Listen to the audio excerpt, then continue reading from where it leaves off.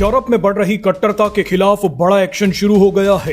हाल ही में ग्रीस ने देश में चल रही 60 गैर कानूनी मस्जिदों को बंद करने का ऐलान कर दिया है। उससे पहले जर्मनी और ब्रिटेन ने भी मस्जिदों के खिलाफ बड़ा एक्शन लिया था। जांच में पता चल रहा है कि इन देशों में बढ़ रही कट्टरता का कनेक्शन मस्जिदों से ही है। सबसे हैरान करने वाली बात यह है कि इन देशों में चल रही सभी मस्जिदों को चलाने वाले पाकिस्तानी और बांग्लादेशी हैं। हाल ही में भारत ने भी जम्मू कश्मीर में मस्जिदों की प्रोफाइलिंग करनी शुरू कर दी है। पूछा जा रहा है कि मस्जिद कब बनी, किसके पैसे से बनी, मस्जिद को चलाने वाले लोग कौन हैं, इन सभी की ट्रैवल हिस्ट्री और बैंक डिटेल्स तक मांगी गई हैं। इसी कड़ी में यूरोप की इस ताकतवर महिला का बयान भी तहलका मचा रहा है। इस महिला ने तो अकेले ही कट्टरता से लड़ने का ऐलान कर रखा है। ये महिला अकेले ही मुस्लिम देशों और मुस्लिम शरणार्थियों से भिड़ गई है। ये ऐलान कर चुकी है कि अगर मुस्लिम शरणार्थी नहीं सुधरे तो उन्हें देश से निकाल दिया जाएगा। दरअसल इस महिला का नाम एबा बुश है, जो यूरोपीय देश स्वीडन की डेप्यूटी प्राइम मिनिस्टर है। एबा बुश ने स्वीडन में मुस्लिमों, शरणार्थियों और शरिया कानून को लेकर एक ऐसा बयान दिया था जिसने मुस्लिम देशों में हड़कंप मचा दिया।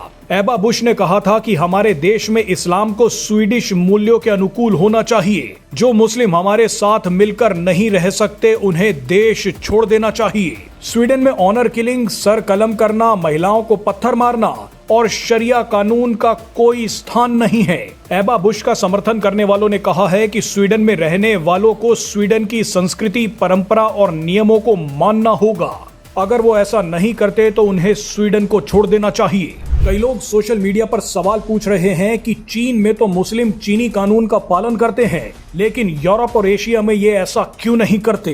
यूरोपीय देश नीदरलैंड्स के एक ताकतवर नेता गिर्ट वाइल्डर्स तो यहाँ तक कह चुके हैं कि नीदरलैंड्स में मस्जिदों पर प्रतिबंध लगा देना चाहिए। एक बार तो गिर्ट वाइल्डर्स ने यहाँ तक कह दिया था कि मुस्लिम देश कई बार भारत को नसीहत देते हैं, लेकिन ये खुद शरिया कानून को लोकतंत्र और मानवाधिकारों से ऊपर रखते हैं।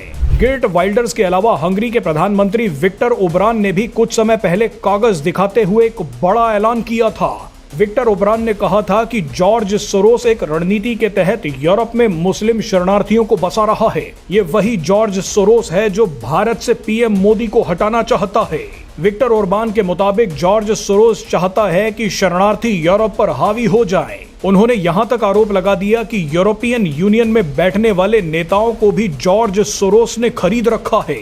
इसीलिए यूरोपियन यूनियन यूरोप के अलग अलग देशों पर दबाव बना रहा है कि वो अपने देशों में शरणार्थियों को बसाएं, लेकिन इन शरणार्थियों ने अब मूल आबादी को ही नुकसान पहुंचाना शुरू कर दिया है। अब इसी का नतीजा है कि यूरोप के अलग अलग देशों में मस्जिदों पर एक्शन लिया जा रहा है।